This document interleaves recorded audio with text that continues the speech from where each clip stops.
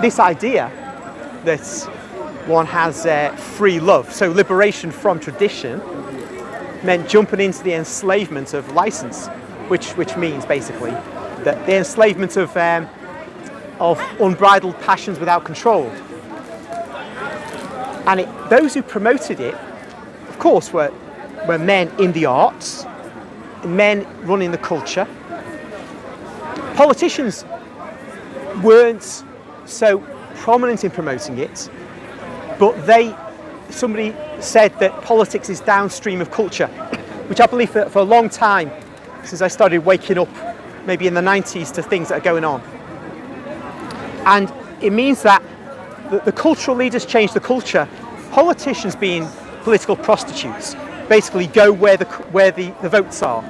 And so if the culture converts the populace, and the populace will vote a certain way, then of course the politicians will follow whatever the culture is dictating in its values. Yeah, because they want the votes. Yeah, of course, I wouldn't downplay the role of politics, particularly the Labour Party, and particularly Roy Jenkins, who was a very prominent member of the Labour Party, Home Secretary and Chancellor of the Exchequer in the 1960s, President of the European EEC as it was in the mid-1970s, and leader of the the Social Democratic Party, which formed out of the Labour Party in 1981.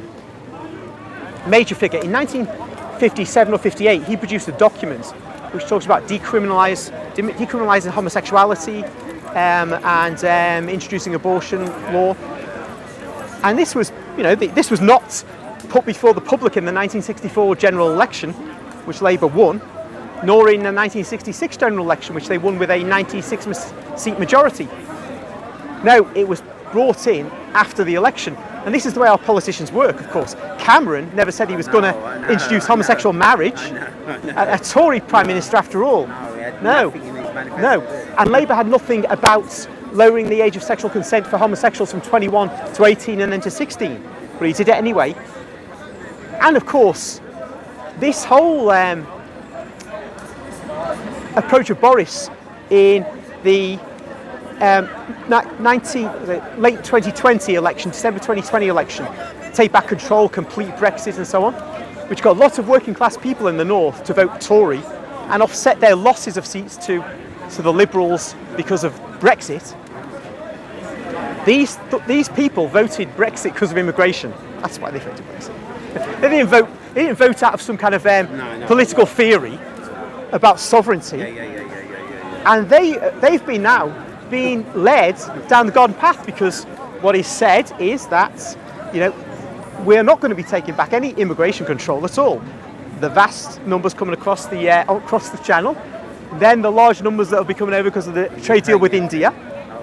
Of course, the Ukrainians and those who are not real Ukrainians but seem to have a Ukrainian passport, and then the Congolese who are going to come over because of the alleged deal with Rwanda to take asylum seekers.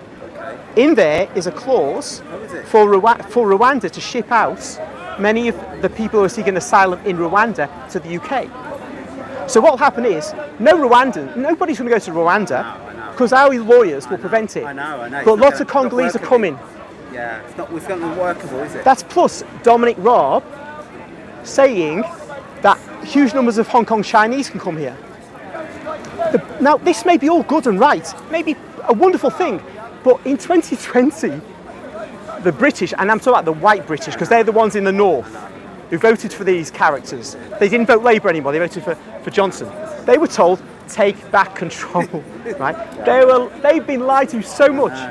They're obviously lied to by Labour, but they kind of know what they're getting with Labour. But the lying to by the Tories has been astonishing, utterly blatant. But there we are. That's British politics. And it's kind of naked now.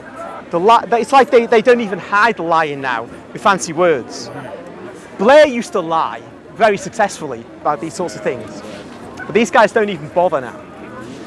Anyway, except the whole Rwanda thing is to get the Tories some votes for the local elections this May. That's all it is. They know nobody's going to Rwanda. I know. But they want to get the white Tories out to vote. Yeah, it might work till May, because the law won't be challenged in May. nobody will see that the planes are empty. It's just not going to happen, is it? There we are. So there.